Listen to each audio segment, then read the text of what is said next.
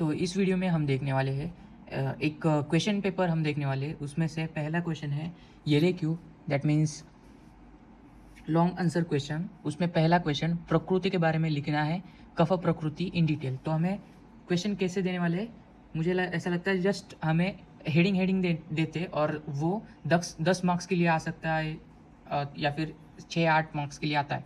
तो इसमें से अब हम देखेंगे प्रकृति और कफ प्रकृति डिटेल में हम यहाँ आंसर कैसा लिखना है। ये जस्ट एक मॉडल क्वेश्चन पेपर है, इसे बस आप रेफ़र कीजिए। यही सही है ऐसा मैं बोल नहीं रहा हूँ, बस इसे एक रेफ़र के तौर पे, एक रेफरेंस के तौर पे ये आप ले सकते हैं। डेफिनेशन, तो डेफिनेशन देखेंगे, उसमें डेफिनेशन में एक पॉइंट्स करके हम लिखेंगे। तो डेफिनेशन में एक श्लोका डाल सकते हैं हम, जन्म मरणांतराल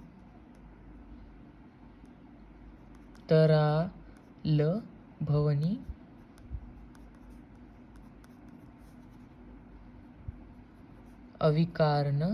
अविकारणी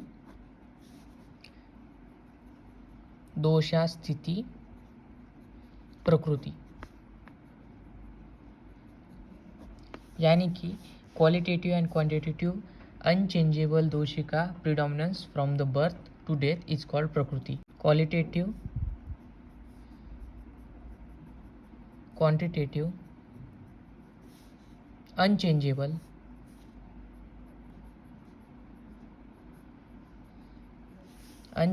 दोष,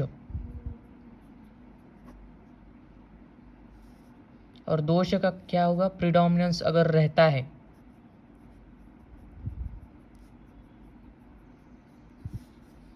from birth to death,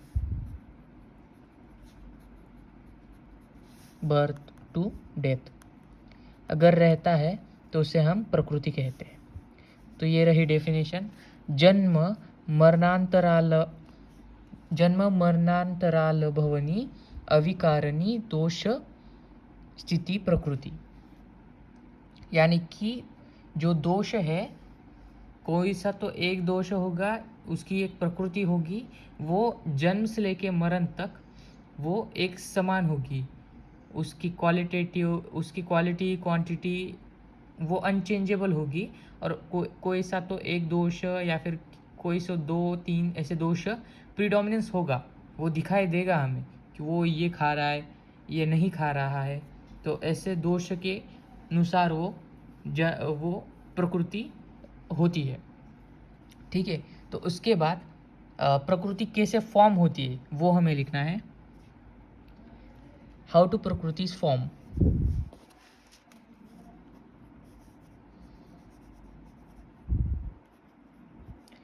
so formation of प्रकृति,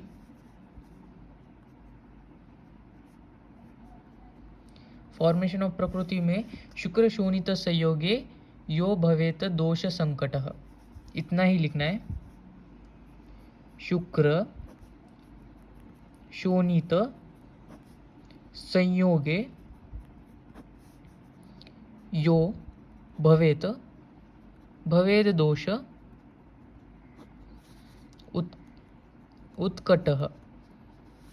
बस इससे हमें अब थोड़े पॉइंट्स इंग्लिश में भी डालने हैं। इसमें पॉइंट्स क्या डालेंगे कि जो हमारा फीमेल गैमेट है, male gamete and female gametes है, तो उसका union at the time of union of male and female gamete form the prakriti. तब वो प्रकृति का फॉर्मेशन होता है। कब? At the time of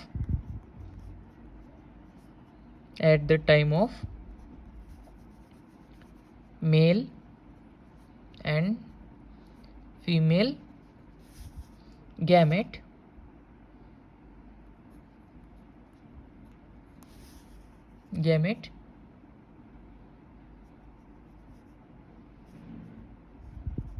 unite.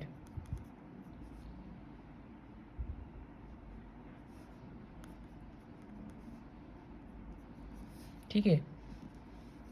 For example, at the time of birth, if the vata dosha is predominant, the quantitatively and qualitatively compared to pitta kapha, then we call the individual having a वातज प्रकृति. अगर तो example तो हमें पता चल गया है, ये लिखना है मतलब अगर वो बर्थ के टाइम पे या फिर हाँ बर्थ के टाइम पे अगर वात दोष प्रीडोमिनेंट है मदर में या फिर उसमें, तो वो प्रीडोमिनेंस कौन सा होगा, 3 दोषों में से वात दोष बढ़ेगा तो वातज प्रकृति आ जाएगी उस बर्थ उस इंडिविजुअल में वातज प्रकृति आ जाएगी. प्रीडोमिनेंट वात दोष affect and anatomy physiology. Predominant of वात दोष affect the anatomy psychologically and immunity of the person. Features are seen according to property and function of वात दोष. तो अगर वात दोष की प्रकृति है तो उसके हिसाब से वात दोष के क्वालिटीज़ गुण कर्म आ जाएंगे उसमें. The other factor responsible for prakriti, nature of the season, condition inside the uterus. ये भी इम्पोर्टेंट है. फैक्टर्स कौन से बट ये लिखने का हमें कितने पेज, 5 पेज मिलेंगे तो लिख सकते हैं हम इससे भी. Factor responsible of prakriti, nature of the season, condition inside the uterus, food of mother during the pregnancy, other regimen adopted by mother during pregnancy. तो जो फैक्टर जो है अनदर फैक्टर रिस्पॉन्सिबल फॉर प्रकृति, तो प्रकृति के लिए अनदर फैक्टर जो है जो रिस्पॉन्सिबल है, चरक जी ने क्या दिए हैं, 4 दिए हैं. उसमें से nature of the season, then condition inside the uterus के अंदर की जो कंडीशन है वो, देन जो खाना है मदर का वो एक, ड्यूरिंग द प्रेगनेंसी के टाइम पे जो मदर खाना खाती है वो भी मैटर करता है प्रकृति के लिए. तो अब हम टाइप्स देखेंगे. तो टाइप्स में हम पहले देखेंगे देह प्रकृति. तो देह प्रकृति जो है वो हमें अष्टांग हृदय का बुक है उसमें जो फर्स्ट चैप्टर है उसमें से 9th श्लोका जो है देह प्रकृति, वो एक टाइप की प्रकृति है देह प्रकृति. वैसे अलग अलग टाइप के प्रकृतिज है, उसमें से एक देह प्रकृति इम्पोर्टेंट है. तो देह प्रकृति हम लिखेंगे, पहले टाइप्स ऑफ प्रकृति लिखेंगे. तो उसमें हम देखेंगे दैट मीन्स फर्स्ट है देह प्रकृति.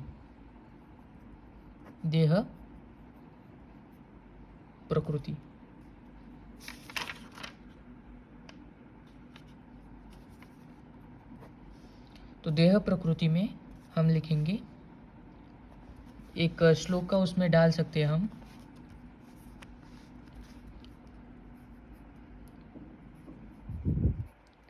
शुक्रार्तव वत्स्तय शुक्रार्तवस्तय स्थैर्जन शुक्रार्तवस्तैर्जन्मादो विषेनेव विषक्रीमेत. ठीक है, 9 श्लोका है अष्टांग हृदय का, फर्स्ट चैप्टर का 9 श्लोका है. ठीक है, शुक्रार्तवस्तैर्जन्मादो विषेनेव विषक्रीमेत. ये व है, 2 शब्द एक जैसे है, विषेनेव विषक्रीमेत, विषक्रीमे. ठीक है, शुक्रार्तवस्तैर्जन्मादो विषेनेव विषक्रीमेत. तैश्च तिस्रः प्रकृतयो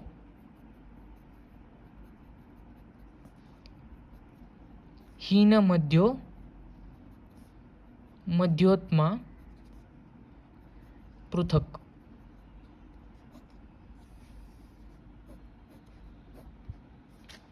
ठीक है, शुक्रार्तवस्तैर्जन्मादो विषेनेव विषक्रीमेः.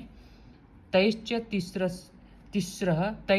तिस्रः प्रकृतयो हीनमध्योत्माः पृथक. इसका मीनिंग क्या है? The constitution of the body will be form eight the time of the union of the spermatozoa. Constitution of the body मतलब क्या? प्रकृति। अब प्रकृति कब होती है? जो ऊपर हमने इंट्रोडक्शन में लिखा वही प्रकृति जो है वो spermatozoa and ovum, spermatozoa and ovum का जब यूनियन होता है तब वो प्रकृति यानी कि बॉडी कॉन्स्टिट्यूशन बन जाता है। Due to the dominancy of the dosha having at that time, अगर कोई अलग दोषा उस तीन में से दोषा किसी भी उस तीन में से यानी कि वात पित्त कफ में से कोई भी दोषा प्रिडोमिनेंस होगा तब तो वो उस दोषा की प्रकृति आ जाएगी। Just as the poisonous worm develops from the poisonous material. अगर तो constitution of the body is 7 type according to the combination of dosha. तो कॉन्स्टिट्यूशन ऑफ बॉडी 7 टाइप की है, ठीक है। कितने टाइप से? 7 टाइप से। तो पहली है, तो पहले हम देखेंगे due to the dominancy of single dosha. तो due to dominance of single dosha अगर देखते हैं तो उसमें हम देखते हैं पहली है due to the dominancy of single dosha vata प्रकृति, ठीक है। वो क्या होती है? पोर होती है, हीन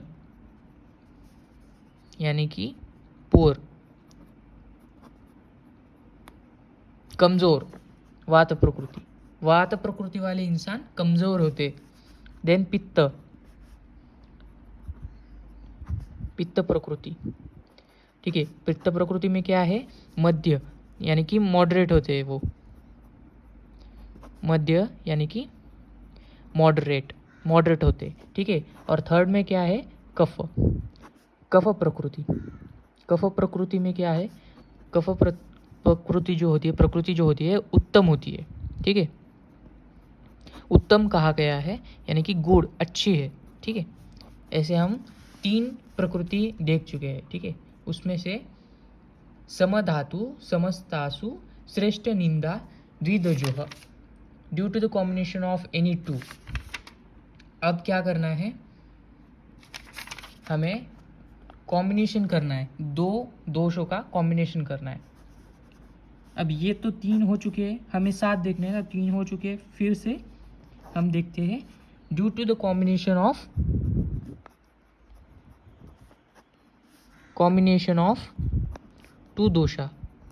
2 दोषस, ठीक है। तो पहली है वात पित्त, ठीक है, वात पित्त। दूसरी है वात कफ, ठीक है। और तीसरी है पित्त कफ,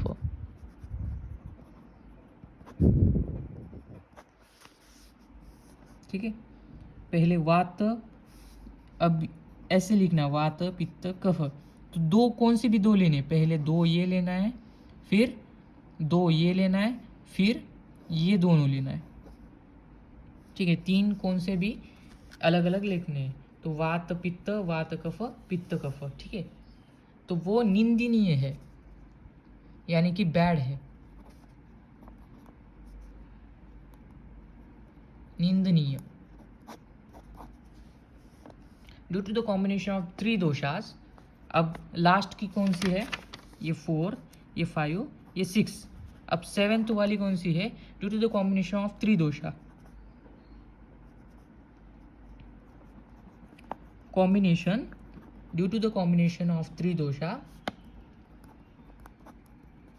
तीनों के तीनों दोषा का उसमें प्रभुत्व होगा, तो वो होगी वात पित्त कफ, ठीक है। वात पित्त कफ या फिर समदोष प्रकृति। और ये सबसे अच्छी होगी, वो सबसे श्रेष्ठ होगी, ठीक है। श्रेष्ठ होगी ये, ठीक है, गुड होगी, एकदम अच्छी, बेस्ट। तो इसमें से अभी हम क्लासिफिकेशन ऑफ भौतिक प्रकृति देख लेते हैं। तो भौतिक प्रकृति जो होती है वो कितने टाइप की होती है? वो भौतिक प्रकृति according to the predominance of panch bhautik element. तो पंच भौतिक एलिमेंट कौन से होते हैं? 5 होते हैं ना, तो 5 प्रकृतियाँ आ जाएगी। तो उसमें से पृथ्वी, आप, तेज, वायव्य, वायु, और 5वां कौन सा? आकाश। तो ये भी 5 प्रकृतियाँ है, ठीक है। पृथ्वी प्रकृति हो सकती है, या आप जिसमें प्रिडोमिनेंस होगा कौन सा तो एक। अब इसके बाद क्लासिफिकेशन किस, अब हम गुण के अनुसार प्रकृति हम देखेंगे। तो गुण के अनुसार हमें देखना है तो गुण कौन से होते हैं? सत्व, रजस एंड तमस, ठीक है। तो पहली प्रकृति जो होती है सात्विक प्रकृति होती है, सात्विक प्रकृति। दूसरी कौन सी होगी? रजस प्रकृति। और तीसरी कौन सी होगी? तमस, ठीक है। तो टाइप ऑफ प्रकृति में हमने देखा जो त्रिदोषास है, त्रिगुणास है एंड महाभूतास है। तो देह प्रकृति जो होती है, देखो टाइप्स ऑफ प्रकृति में देह प्रकृति है, मनस प्रकृति है। तो देह प्रकृति जो है वो त्रिदोषा को कहा जाता है, ठीक है। तो त्रिदोषा की जो 7 प्रकृति जो है वो देह प्रकृति है, ठीक है। त्रिगुणास की जो है वो मनस प्रकृति है, ठीक है। एंड महाभूता की जो है भौतिक प्रकृति ऐसे कहते हैं। तो इसे कहते हैं type of prakriti based on the tridosha, triguna, mahabhuta are termed as a deha prakriti, मनस प्रकृति एंड भौतिक प्रकृति रिस्पेक्टिवली। यानी कि वो देह प्रकृति त्रिदोष, मनस प्रकृति त्रिगुण, सात्विक, राजसिक, तामसिक प्रकृति, और महाभूत को भौतिक प्रकृति। यानी कि महाभूत कौन से है? आकाश, वायु, आप, तेज, पृथ्वी, वो महाभूत जो है उसकी भी 5 प्रकृति हो जाती है। देखो अभी तुम लोग कहोगे कि इसमें अभी देखो 2 पेजेस में इतना सारा कैसे कवर हो जाएगा? वहाँ तो हमें ये क्यों लिखना है, यानी कि लॉन्ग आंसर क्वेश्चन लिखना है। तो हम इसे इलेबोरेट कैसे करें? या फिर किसी चीज़ को हमें लॉन्ग क्वेश्चन या फिर 4-5 पेजेस में लिखना है, तो कैसे लिखना है?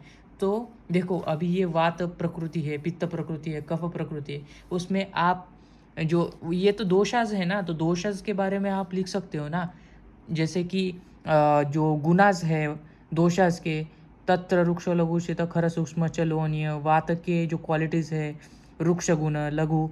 देखो ये आप इस प्रकृति में अगर एक्सप्रेस करना है, वहाँ अगर आप लोगों को फुल डिटेल में लिखना है, तो वहाँ भी आप लोग काफ़ी अच्छे से 2-4 पेजेस तो ऐसे भर सकते हो क्वालिटीज़ लिख के ही। देखो अट्रीब्यूट ऑफ त्रिदोषा, तत्र रुक्ष लघु शीत खर सूक्ष्म लोहनीलः, पित्त सस्नेह तीक्ष्ण उष्णम लघु विश्रम सरम द्रवम, स्निग्ध शीतो गुरुमंद श्लक्ष्ण मुश्रम मृत्स्नः स्थिरः कफः। तो ये जो तीनों है वो तीनों दोषों के जो क्वालिटीज़ है वो लिखे हैं, वो इम्पॉर्टेंट है। अगर ये लिखोगे तो भी मार्क्स देते हैं। मतलब जो हर एक जो प्रकृति होती है उसमें उसके अंदर छोटे छोटे पॉइंट्स हम उसे इलेबोरेट करके लिख सकते हैं। क्वालिटीज़ ऑफ वात, जैसे कि तत्र रुक्ष लघु शीत खर सूक्ष्मश्च लोहनील, ये वो वातक की जो क्वालिटीज़ है वो दी है। रुक्ष मतलब ड्राइनेस। हर बार देखो रुक्ष में और खर में हर बार हमें कन्फ्यूजन होता है कि खर में यानी कि रफनेस, खर गुण यानी कि रफनेस, एंड द रुक्ष यानी कि ड्राइनेस, ठीक है। लघु गुण तत्र रुक्षो लघु यानी कि ये लघु, लाइटनेस। देन शीत, खर, शीत मीन्स कोल्डनेस, खर रफनेस, सूक्ष्म यानी कि माइन्यूटनेस, देन लोअनिलः, सूक्ष्मश्चल, यहाँ चलो ऐसा एक वर्ड उच्चार हो रहा है, तो वहाँ चल गुण भी है, यानी कि मोबिलिटी। खर तत्र वृक्षो लघु शीत खर सूक्ष्मश्चलो अनिल। ठीक है, अनिल मतलब वात दोषों को अनिल कहते हैं, उसके सिनोनिम्स है इसलिए। उसके बाद पित्त सस्नेह तीक्ष्णम उष्णम उष्णम लघु विश्रम चरम द्रवम। पित्तम यानी कि पित्त दोष का उसमें से स्नेह, पित्तम सस्नेह यानी कि अनक्त, सस्नेह तीक्ष्ण शार्पनेस, तीक्ष्ण उष्ण तीक्ष्णोष्ण उष्ण लघु यानी कि लघु, देन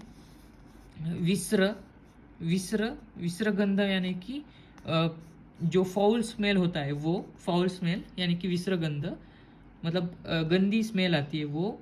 देन सरम यानी कि सर यानी कि मोबाइल, मोबिलिटी, जैसे कि यहाँ चल दिया है ना वात का, वैसे यहाँ सर दिया है। पित्त भी मोबाइल होता है, मोबिलिटी होती है उसमें भी। तो एंड द्रव लिक्विड, सरम द्रवम। ठीक है, देन हम देखेंगे कफ का, स्निग्ध शीतो गुरु मंद श्लक्ष्ण मृत्स्न स्थिर कफ। स्निग्ध यानी कि अनक्टस, यहाँ स्नेह अनक्टस दोनों में भी है। देन शीत कोल्ड गुरु हेवीनेस, शीत कोल्ड गुरु यानी कि हेवीनेस, मंद गुरु मंद यानी कि डल। देन श्लक्ष्णम यानी कि स्मूथ, मृत्स्न यानी कि शाइनिंग, एंड स्थिर यानी कि इमोबाइल, एकदम आराम है, एकदम इमोबाइल है। यहाँ मोबाइल है, ये मोबाइल है, यहाँ मोबिलिटी है, यहाँ मोबिलिटी है, देखो सर एंड चल मोबिलिटी। तो स्थिर यानी कि इमोबाइल है, ये स्थिर है, कफ स्थिर है। तो ये हर एक पॉइंट प्रकृति में आप लिख सकते हो। प्रकृति जैसे कि वातज प्रकृति में ये पॉइंट्स आते हैं, पित्त प्रकृति में ये, और कफज प्रकृति में ये सारे। तो अगर ये श्लोकास भी वहाँ लिखोगे अंदर, तत्र वृक्ष लघु शीत खर सूक्ष्मश्च लोहनील पित्त सस्नेह तीक्ष्ण उष्णम लघु विश्रम सरम द्रवम स्निग्ध शीतो गुरुमंद श्लक्ष्णो मृत्स्न स्थिर कफ। ऐसे अगर लिखोगे और उसका डिटेल भी लिखोगे तो भी यहाँ हमारा कंटेंट बढ़ जाएगा। ठीक है, देखो अभी जो सात्विक जो होती है ना, वो गुण प्रकृति, अब टाइप में गुण के अकॉर्डिंग अगर हम देखेंगे तो सात्विक प्रकृति, रजस प्रकृति, तमस प्रकृति जो होती है, उसमें से सात्विक प्रकृति के जो होते हैं ना वो 7 टाइप्स होते हैं, उसे भी हम इलाबरेट कर सकते हैं। तो सात्विक प्रकृति के भी हम ऐसा लिख सकते हैं कि यहाँ भी हमें जो सात्विक प्रकृति है, टाइप ऑफ सात्विक प्रकृतिज, और उस हर वो 7 प्रकृतिज जो होती है वो देखेंगे, उसके कैरेक्टरिस्टिक्स हमें मतलब हम वहाँ लिख सकते हैं। जैसे कि यहाँ हम लिख सकते हैं 7 टाइप, कौन से? ब्रह्म, जो भी भगवान की प्रकृति होती है, ब्रह्म जो भी भगवान है उनके नाम, एक 7 नाम लिखना है और उसके आगे प्रकृति लिखना है, बस हो गए 7 प्रकृति। तो ब्रह्म प्रकृति, देन इंद्र प्रकृति, देन वरुण प्रकृति, देन कुबेर प्रकृति। ठीक है, 4 प्रकृति हो चुके हैं। और यहाँ गंधर्व प्रकृति, देन याम्य प्रकृति, देन अर्श प्रकृति। ठीक है, ऐसे 7 प्रकृति लिखना है। लिखने के बाद उसके कैरेक्टरिस्टिक्स अगर ज़्यादा हो रहा है, ज़्यादा हमें कंटेंट बढ़ाना है, तो हम उसके कैरेक्टरिस्टिक भी लिखेंगे। देखो लगता नहीं है इतना डिटेल जाने की ज़रूरत है, क्योंकि हमें कफ प्रकृति भी डिटेल में देखनी है। तो इसमें पहले हम ये जो प्रकृति के बारे में हमें इंट्रोडक्शन लिखना है वो हम पहले कंप्लीट करते हैं, लिस्ट करते हैं सारे की। गुण के अकॉर्डिंग हमने देखा तो उसमें से सात्विक प्रकृति उसमें फर्स्ट हम देखेंगे